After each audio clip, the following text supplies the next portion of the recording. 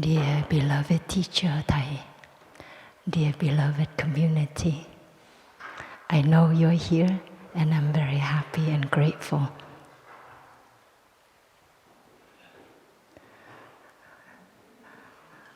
Today is the 27th of February 2020, and we are in the Ocean of Peace Meditation Hall for the Oath Holder Retreat with the theme, We Are the Earth, Walking on Earth. Is it true? Okay, good. Last night to start the retreat, we had a ceremony. And we were standing in circles in the garden up there in the Brothers' Hamlet. And Thầy Pháp Hồ, our brother Abbot, asked us to bring the earth, the soil that we brought with us, to put into the 4 jars. So I brought up 1 jar here, and they were labeled north, south, east, and west. And they had different colors, black, white, yellow, and red. So I just picked this jar that said West because the United States is known as the West. And we will ask those of us who were in the north direction to start first, to walk around in a smaller circle and to put the soil into the jar that we wanted to put in, or that we identify with, that we have come from that direction. It was a very solemn moment as I was standing there following my breathing and watching friends, brothers and sisters, holding the soil so solemnly in our hands, and then putting that into the different jars.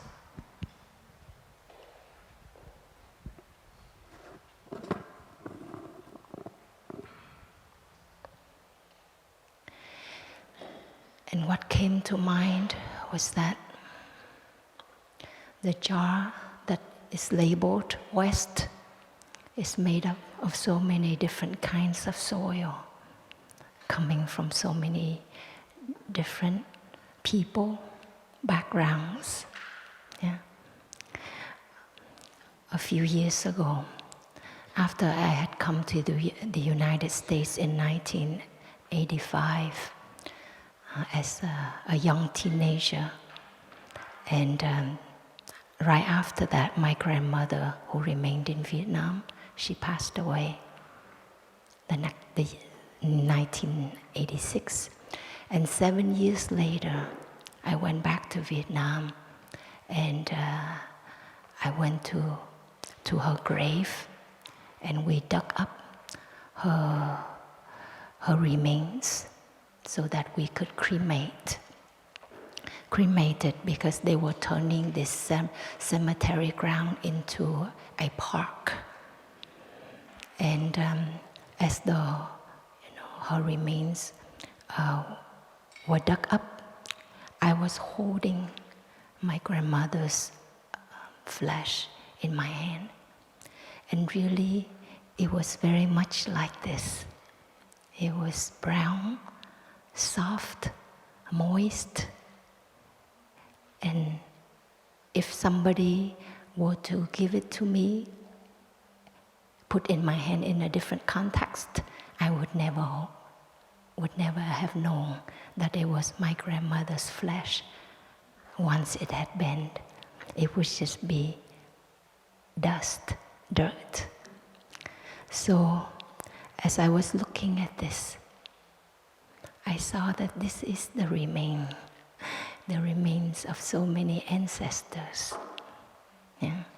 Of our human ancestors, animal ancestors, plant ancestors, mineral ancestors that are mingled and mixed together. And the Buddha has said that in his teaching. Wherever we walk on earth, every step that we make, we are walking on our ancestors. There's not a speck of dust that did not come from our ancestors. And last night I really touched deeply that truth. And one day, not too long from now, 20 years from now, 50 years from now, maximum 100 years from now, all of us who are sitting here will be this. And our dust will mix and mingle together. And the color of our skin, our titles, names, faces will not make a difference. We'll all be together in a jar. A lot less than this.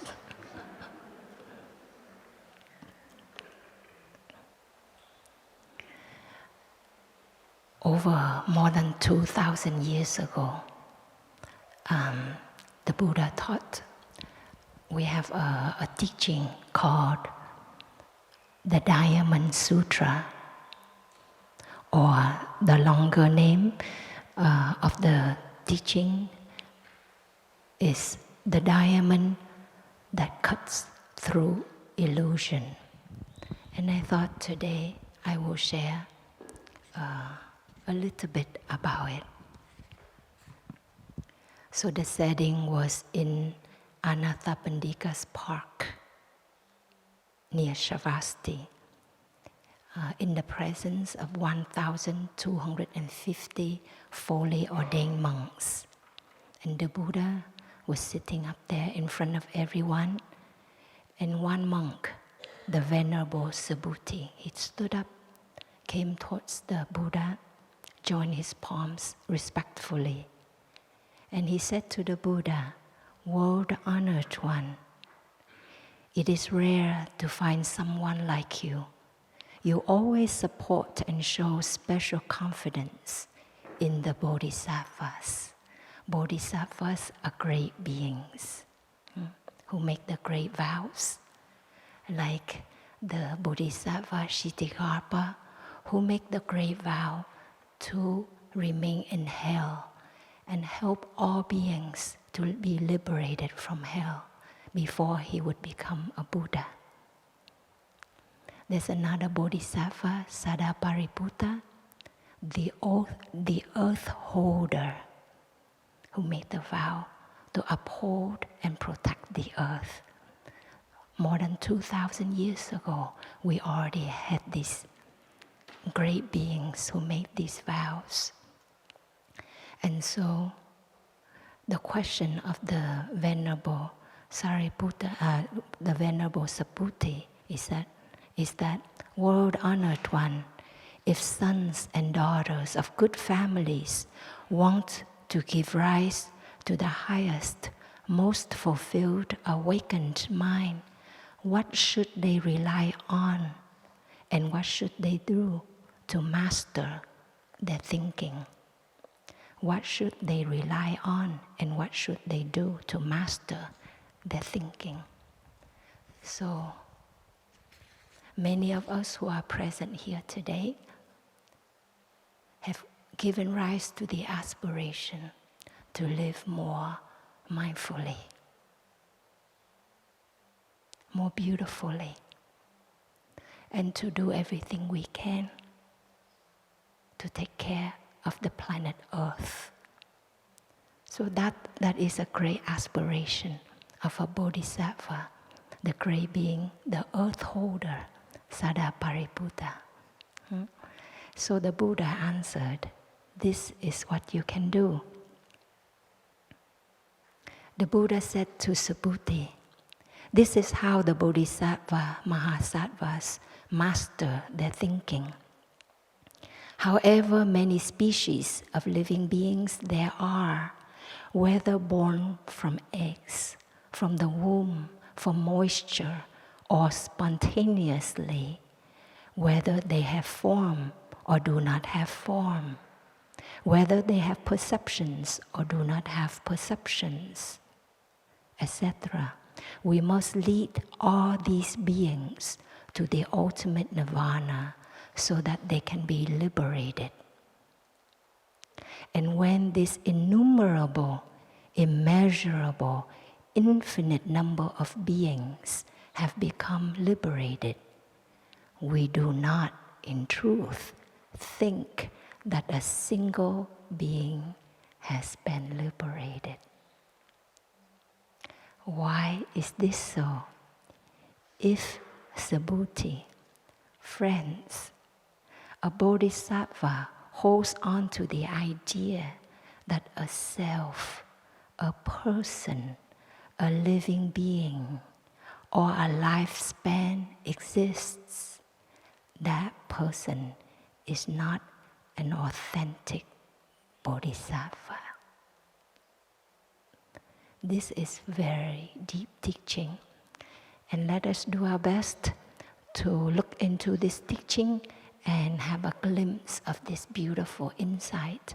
And remember, this teaching took place over 2,000 years ago. And Thầy has said that this is the oldest teaching on ecology, the study of interactions, between organisms and with each other and also with the environment. This is dated more than 2,000 years ago. Now, when we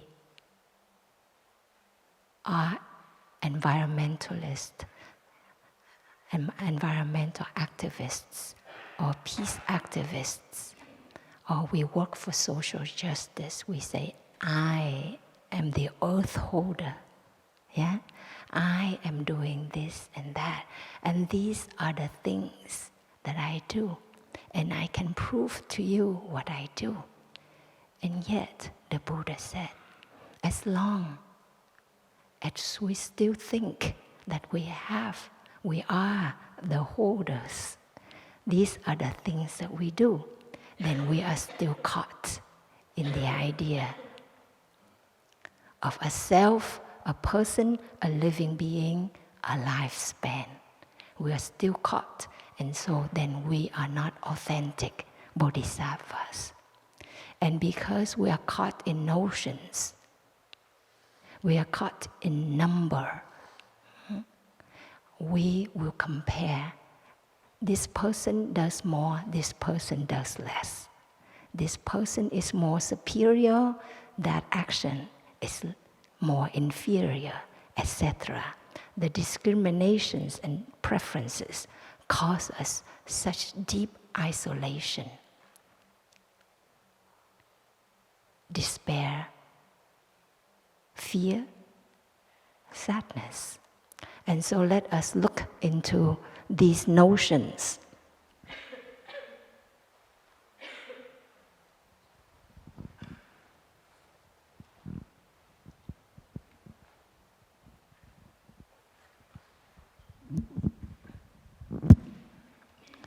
So the four notions that the Buddha talked about, one is the notion of a self. The second one is the notion of a person. The third notion is of living beings.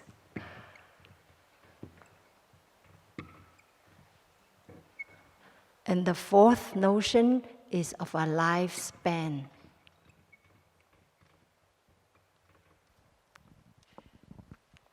Self versus others.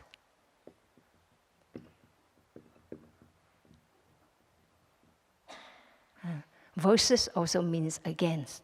So when we have a notion of something, there's the thesis, there's antithesis, right? There's always the opposite. There's the electrons, so there's the positrons. So always the opposite. So when we talk about a self, there will always be the others. And always there's constant separation, schism, opposition, and struggle. But what is made up of a self? What is a self? Like I am. In the principle of identity, we learn that A can only be equal to A.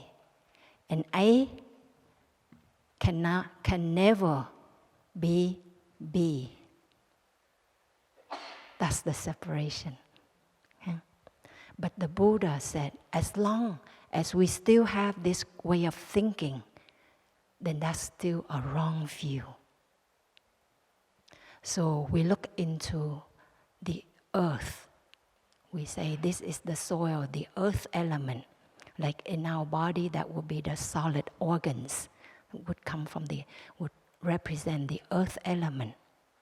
But what is the earth element? There's no such thing as the earth element, right? On the periodic table, can you find the earth element? There's no such thing. The earth element is made up of innumerable other elements, right? Atomic and subatomic particles, infinitesimally smaller and finer particles. So, what we call is the dialectics of Prajna Paramita, this language, this insight that can bring us to the other shore of non-discrimination. It says A is different from A. And that is why A is A. Yeah? The flowers are made up of non-flowers element, right? Non-flower elements. We say the category flower, but the flower is made up of sunshine, of soil, of water, of the gardener, right? Of innumerable elements. A is not A. And that is why flower is flower. If we can see that, we can be liberated gradually from this idea of a self. And we have this interbeing, an actual being.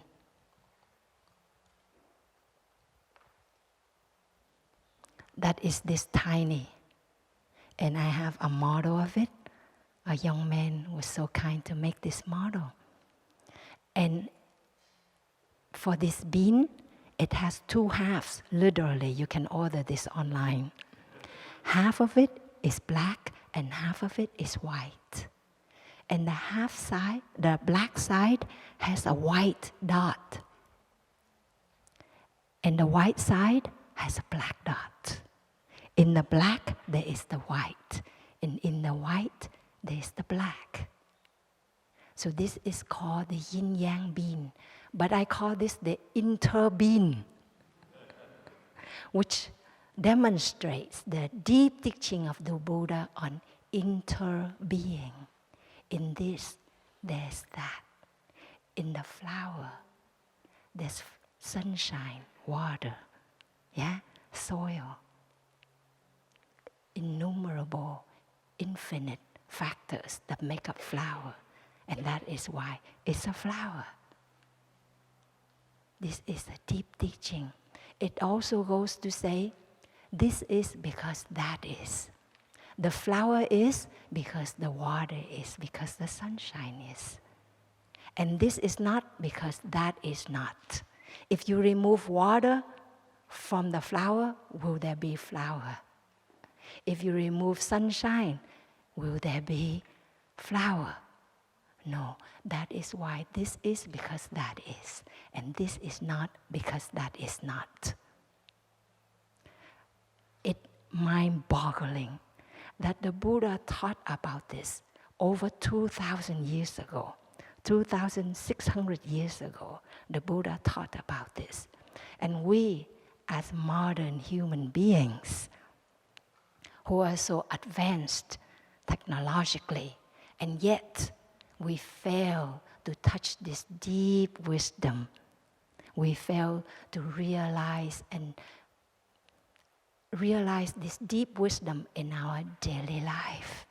We still think, I am a self, a separate self, an individual existence, and I have nothing to do with you. My happiness has nothing to do with your happiness. And my sadness has nothing to do with my child's happiness or suffering, my spouse's happiness or suffering, or the other people in the world. It has nothing to do with me, right? This is because that is. This is in that, and that is in this. So we see this self is made of non-self elements. Yeah?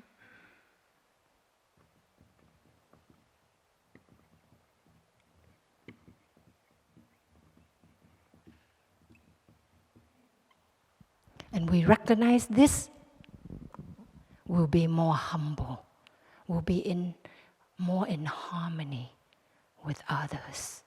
We see that as activists to take care of ourselves, of our stability and peace, is to take care of the stability and peace of our families, our society, our world. There are peace activists that have no peace at all. I met a peace activist, and she's an American, but she hasn't been back to the United States over 20 years because she's so angry with her government. She couldn't come back to the United States. There is an environmentalist who shared with me, I see that I do things of goodness, but a lot of time I busy myself with activism in order to run away from my own personal problems. Problems that I have with myself, with my life, with my partner, with my work, etc. So in a spiritual life, and it is important for all of us who have great aspirations of bodhisattvas, we need to learn to take care of ourselves, our breathing, our body, our thoughts, our feelings. Because this is the body of the world, of the earth.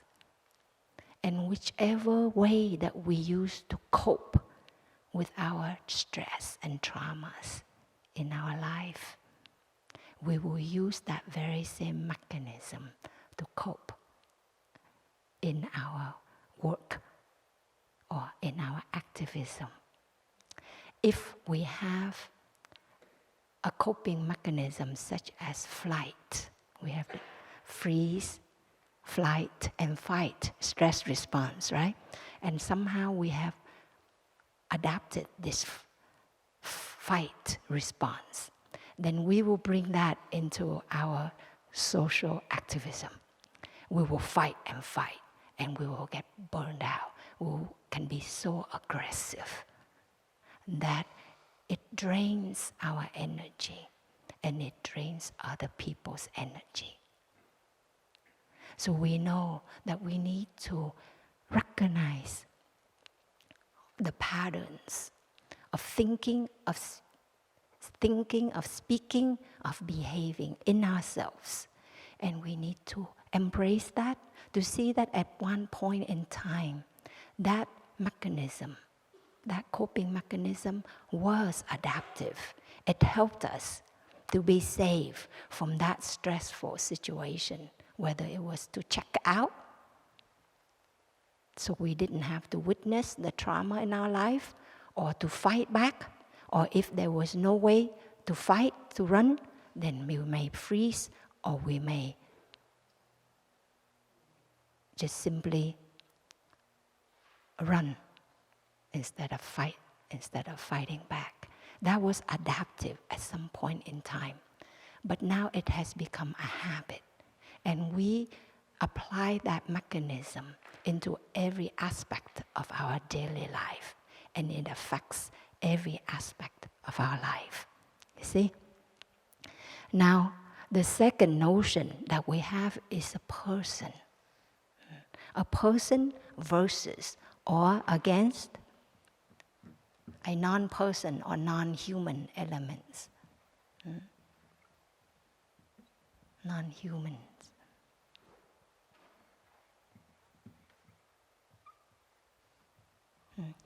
Or non-human species. Yeah?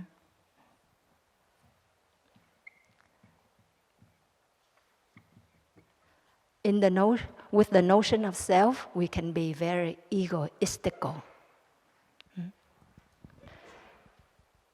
With the notion of a human, we can be very human-centric. Yeah? Non-human species, such as animals, plants, minerals, we are different from them. And because of this notion, of this belief, we feel entitled to exploit other species. We can kill animals easily because they have been created to serve us. Right? We can we can destroy forests, pollute water. We can do things to nature because we are entitled to do that, because we are a superior species. But we recognize in the teaching of interbeing, and with some awareness, we know humans are made of non-human elements, right? I mean, in us, in our blood, we have all of these mineral elements, right?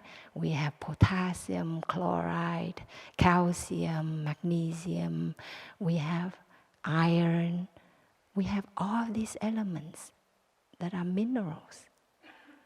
Every day we eat plant products, animal products to make up our body, to sustain us. So humans are made up of non-human elements. We understand that intellectually, but we need to realize it in very simple terms. When we do touching the earth, like this morning, we had a practice of touching the earth, and we come down to the earth with our four limbs, extremities, and our forehead touching the earth. And we open our hands. I open my heart and release a sense of separateness, a sense of self, a sense of a superior species, so that I can be in oneness with Mother Earth. I can come back to my root, to my true dwelling. That is a practice, concretely, that we can do every day. Every time we walk, we can also come back to our steps and become more aware of each step that we take. We worry so much about the future of our planet Earth. So frightened, fearful. And yet, right now, Mother Earth is still beautiful, healthy, vibrant. And we're not even able to touch her beauty, her liveliness. We walk so quickly when we are busy and even when we are on vacation. When we have nothing to do, what do? We turn on our iPhones, iPads, our computers, so that we can glue our eyes to the screen. Last night, my brother, who gave the orientation, he said something, or was it my sister said that, if you think Deer Park is not real life, it's certainly more real than the virtual reality on your screen, right? Yeah. If we worry so much about the state of our planet, about our children and our descendants, what about now?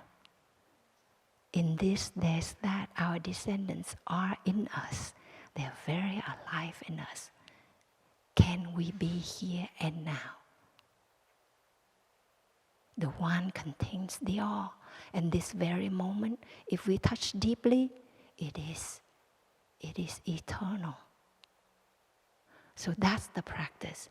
Because we can think big and do nothing. We can talk big and do nothing. And that kind of hypocrisy, we feel it. That kind of helplessness, we experience it. And that's why it begets a feeling of frustration, of bitterness, of angst, anger, of reproach and blaming. Negative states of mind will reproduce more negative states of mind. And we feel just helpless. But every day, if we can touch the earth and be in awe of the beauty all around us, in our loved ones, in people. Many of us brothers and sisters, when we wash our face, brush our teeth, we always use a little cup to catch the water and use from that. When we take a shower, we also use a bucket. And I feel, wow, I save water. I use just less than 1 bucket to take a shower. And then I think again, wow, that bucket is 5 gallons. That's 20 liters for this body each day. But still I'm doing something. Whereas those of us who take shower and just let shower run, the whole time that you lather your body with soap, the whole time that you're standing there and daydreaming or thinking whatever, water is running down the drain. You can say you love Mother Earth, but can you show that love concretely in your daily life? By the way you brush your teeth, wash your hands. Even if you wash your dishes, you can always collect the last cup of water and pour it on the plant nearby instead of letting it down the tube, the drain. Do small things. But when you do that, you know your love is in action. It's realized moment to moment. And it is just not about big talk and big thinking and big talking, but there's no action done. And do it from a place of love. We have a banner out there, did you see, with the sequoia trees? So magnificent. And this person standing just this big, whereas the tree is taller than this meditation hall. And there's a line that our teacher wrote, I am in love with Mother Earth. If in our daily life we can do very small, simple things, we will touch deep love and reverence for Mother Earth. And we will do from that very place. We don't look at somebody else, say, is she doing something? Is he doing what I'm doing? I do think it sometimes. Like, I can't believe it, Like, she's like letting water run like that. I saw a woman, this is real, in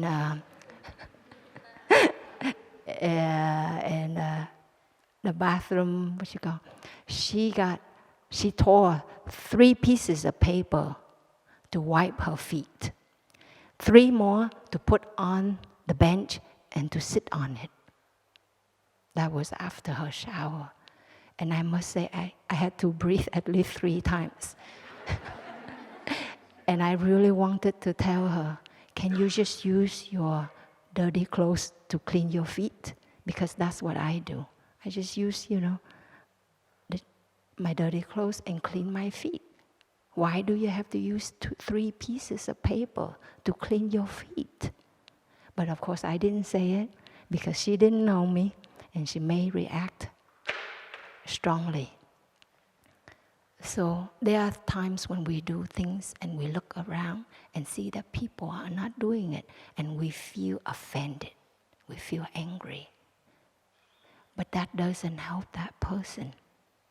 It makes that person becoming defensive and angry. Our anger will become that person's anger. And so better just to breathe and smile and send love to that person. May you touch love for Mother Earth. May you do things that will take better care of yourself and thus your loved ones. And naturally, when you feel at peace, when you have love in your heart, you will consume much less. You will be much more gentle to yourself and others, including Mother Earth. It's naturally done that way. Let us enjoy one sound of the bell. Gently come back to life that is flowing through our body. Breathing in. I enjoy this in-breath. I enjoy this fresh air. Breathing out. I enjoy my out-breath.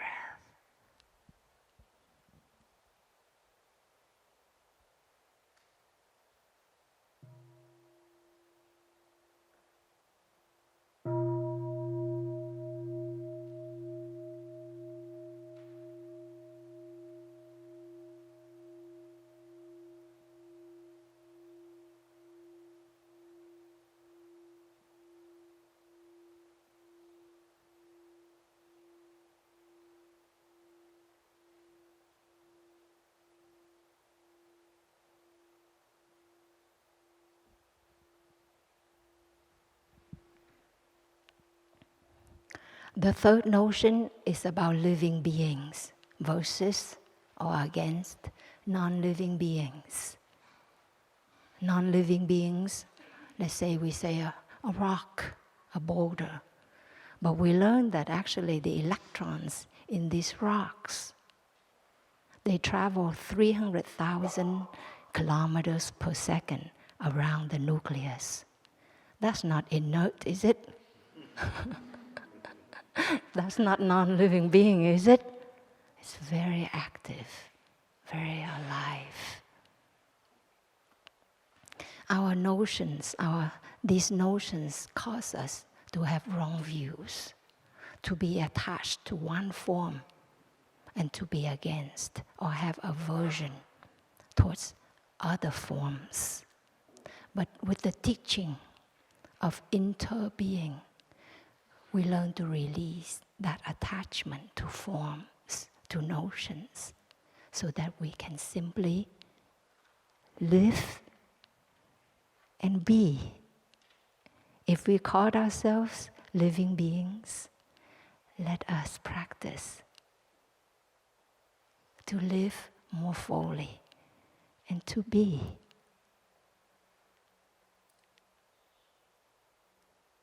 To be more truly present, to be more stable and spacious. Living beings are made up of non-living beings. Okay? Or we may think living beings versus, like us as living beings, versus the gods, the Buddhas, the saints. And on one sense, when we look at the rocks,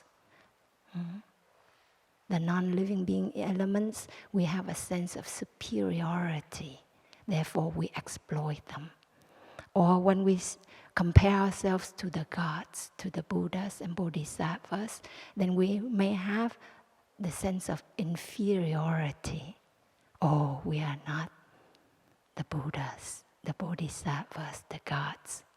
We cannot do the great things that they do.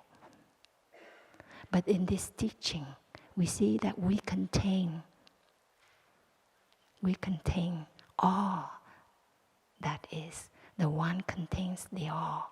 Therefore, the notion, the complexes of superiority, inferiority, and even equality can slowly dissipate, dissolve, so that we can simply live and simply be. The fourth notion is of a lifespan. Lifespan. There's birth and there's death, we think. Look at this jar of soil again. And recognize it. At one point, this has been the flesh of our ancestors, all different species, human species, animal species, plant species, mineral species. They're all in here. Can you tell the difference now that they're all mingled, mixed? How many of you know the names and faces of your grandparents? Please raise your hands. Okay? Quite a few of you. What about your great-great-grandparents? How many of you know their names? Not very many. How many of you know their faces? About just 3 or 4. Yeah? What about 5 generations before that? Great-great-great-great-grandparents. How many of you know their faces? None of us, right? It's so important to us. Our names, our titles, what we look like, right? It's so important. Many of us are concerned about these things our whole life to prove ourselves, to undermine each other's work so that we can be better. But 100 years from now, 5 generations past, when we all become this, do you think our descendants will know our faces and names? Do you think it will even matter, our names and faces? Just 5 generations from now, just about 100 years from now. It's very humbling to remember that, and we should remember that. And yet, 100 years from now, or even 50 years from now, when most of us are already gone, our actions of thoughts, of speech, of body will matter. It will matter a lot. The state of our earth, the way our descendants will be, what will be left for them, all matter. And it all depends on our actions of thought, speech, and bodily action right now. Do you agree with that? Yeah. And so it does matter. But not so much out of the form, but we practice more formlessness, or in Buddhism we use the word signlessness. rely less on signs, what we do, how important we are, but to be more humble, to do what we can, to be what we can in the most positive way possible. And that all makes a difference right now in our body, in our mind, and it will make a difference. 10 years from now, 50 years from now, 100 years from now, you give rise to a thought of jealousy, of anger, of doubt. You feel it immediately in your body. Hormones are released into the bloodstream immediately. Your heart quickens. Your muscles tense up. Your breathing becomes, you hold your breath, it becomes quicker. So you feel the effects of your thoughts, of your feelings immediately. And those thoughts and feelings will manifest further as speech and bodily actions. So therefore, when we recognize the state of our body and relax it more often, that is love. Sometimes I wake up in the midst of the night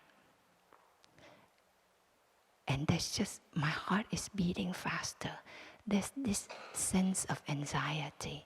Sometimes it's specific. I know what the problem for it, but sometimes it's quite vague. But I would feel this anxiety in my body. There's this tension in my mind. Many of us who care a lot, we would touch this anxiety. But we know that anxiety and fear and desperation will beget just more anxiety, fear, and desperation. It doesn't inspire ourselves or others. It's not sustainable. So what we can do is that we come back to the breath. I come back to the breath and breathe. And I say to myself, I love you. In the midst of the night, I love you. I'm here for you. It's okay. It's okay. It's okay. And just scan through the body and send love to each part of the body. And relax it. And give rise to positive thinking. I am so grateful. Right now in my room, my sisters are sleeping peacefully, soundly. I'm so grateful that I'm in such a safe environment. I'm so grateful that I'm living in such a safe country. I don't have to worry about my next meal, about the next day if I will have shelter or not. I give rise to those thoughts and to be grateful. Do you know that in India right now, 300 million people who do not have electricity? That is the population of the United States. All of us in the US don't have electricity. Can you imagine it? Most of us cannot imagine it. Why? Because we are a first world country. We're privileged people. How can we even imagine such thing happens to us? Right? But where do we get our resources? 40% of our resources. We use up 40% of the resources in the world. We have electricity because millions of people all over the world do not have electricity. That's the price. It doesn't mean we should all turn off and feel guilty about it, but it's humbling. It's good to remember and to give rise to compassion and concretely to turn off, to turn off the switch. When you leave a room, turn off the light, please. Some people think, oh, I'll come back in 10 minutes, so I'll just leave it on. Do you let the water run for 10 minutes and then you come back? You don't have to turn it on again? Well, then why do you leave the lights on if you're coming back in 10 or 5 minutes or half an hour? Do small things, but do them with love, with humility, and you can heal the feelings of desperation, of despair.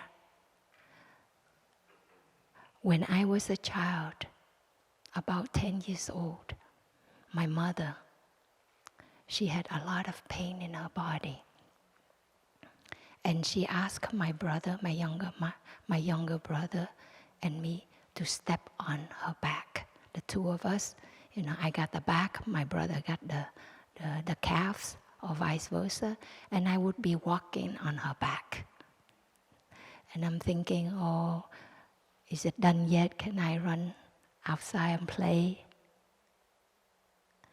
And then when my mother was 36 years old, she disappeared.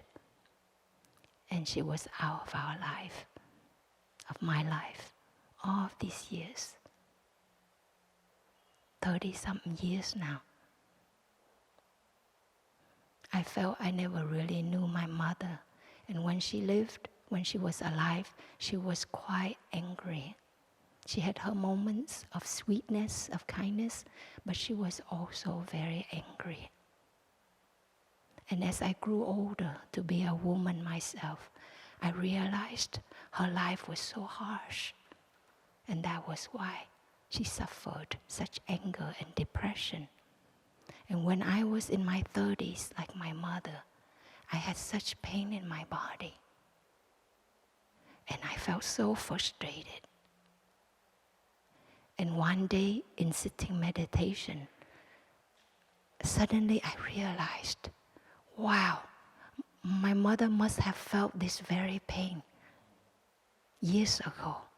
And now, 20 years later, I'm feeling her pain right in my body. And in that moment, I felt so connected to my mother.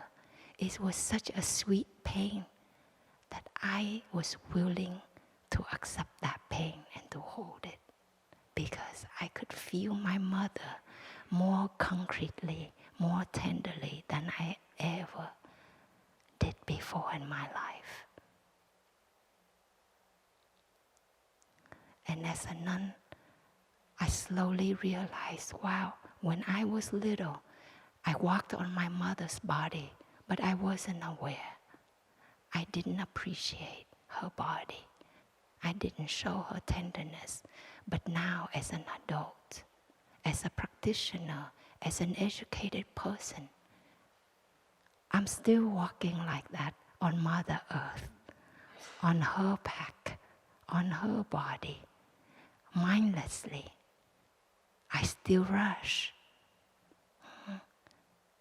When I first became a nun for the first 3-4 years, sometimes through the whole day, I hardly remembered my steps. But slowly, I learned to come back to the steps more and more often. And to cherish this body and the body of Mother Earth. So all of us, we can practice that. We had been unskillful before. But now, in our daily life, let us bring more awareness, more positive intention in our way of thinking, in our thoughts, speech, and bodily actions. We can do that as individuals and as a collective community of practitioners, of human beings. We can take better care of ourselves, of each other. And when the feeling of jealousy, of competitiveness arises, we can breathe and smile to that.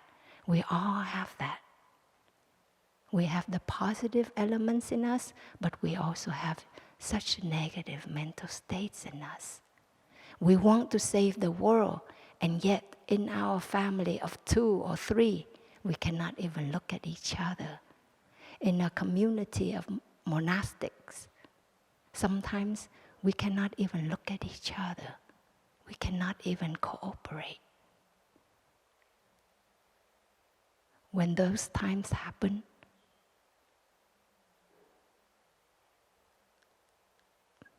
I sit still and look at myself and give rise to shame. How can I do great things if I cannot even do simple things? If I cannot make peace with my sisters, how can I bring peace to the world? Just to be honest with myself. And admittedly, sometimes it's really hard to be in peace with others who live so closely to you. But the practice is to give rise to peace.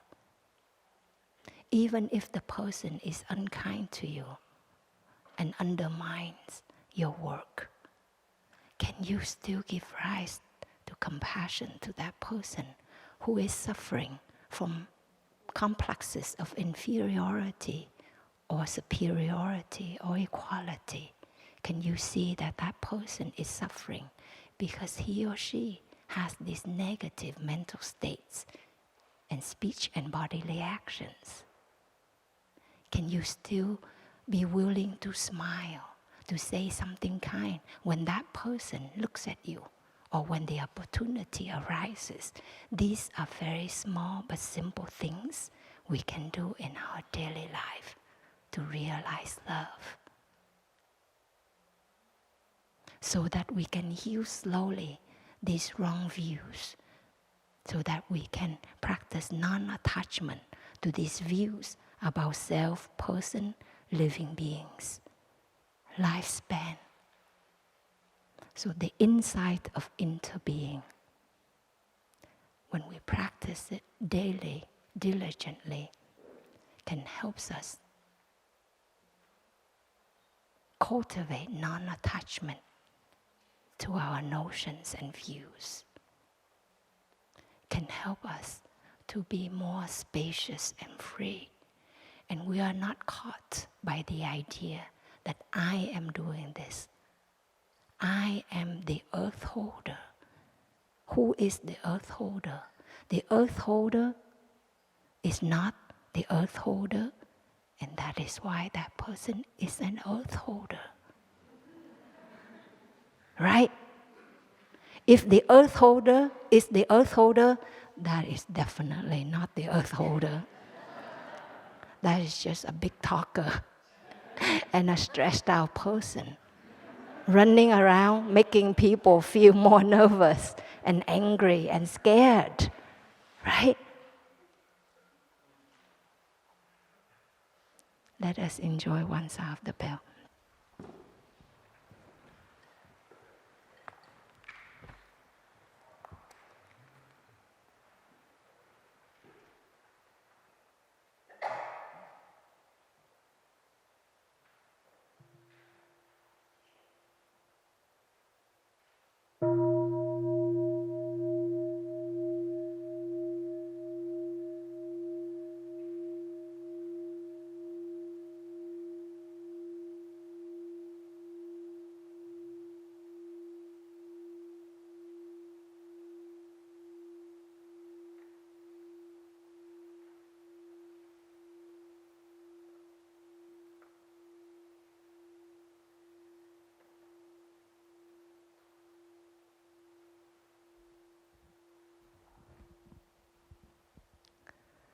The earth holder, the behold, and the holding are not 3 separate entities. True to the wisdom, the insight of interbeing, they are in each other. They are each other. The healer, the healed, and the healing are not 3. When we can touch this more concretely in our daily life, we will touch non-fear. Non-fear is very important. We think of the lifespan and we feel so frightened. But really, our teacher has brought this up, and we know that the earth has gone through extinction 4 or 5 times already. This time is brought about by humans. I read somewhere a long time ago that we should have stopped at the invention of the bicycle. We wouldn't be in the state of the world right now if we had stopped at the invention of the bicycle. It's true. So non-fear.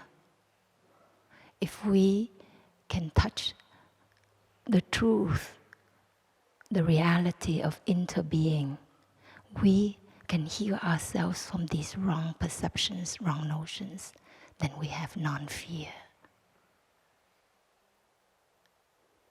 And from the place of non-fear, we make a difference. When we just simply be, we can already affect others around us and the world. Some of us, we think, I have to do, otherwise, if I sit still, that's complacency.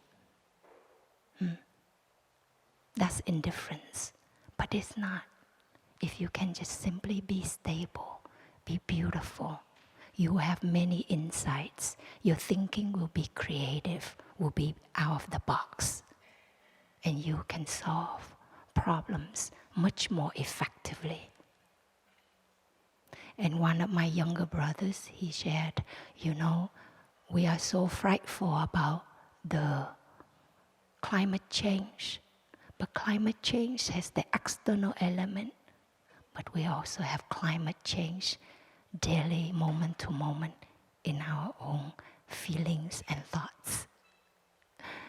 So again, to come back to doing small things, take care of the climate change in us, of the fluctuations of our moods, of our feelings, of the heat that is arising with our anger, and the coldness that is arising with our jealousy or our negative mental states. Take care of that. And that is very concrete. Something concrete that we can do, we can be. So my dear ones, it's in a very short time to share such a deep teaching, but I also trust that we all have this wisdom. We just need to have a spiritual life, to practice daily, so that we can realize these deep wisdoms these deep insights that can bring us to the other shore of freedom, of peace, of joy. And we know and we trust that one day, if something happens to the human species, we know that there will be organisms that will survive. If we can see them in us, we will not be so scared. Right? They will survive, some of them. And Mother Earth, she's gone through this before. She'll survive. She'll renew herself and flower again and again. If we're not so caught to the idea of a self, to the idea of a human, we can rest assured that we'll be continued. So let us live beautifully, as beautifully as we can. Let us be as beautifully as we can right now and right here, and have that trust and that non-fear. Okay. Thank you, dear ones.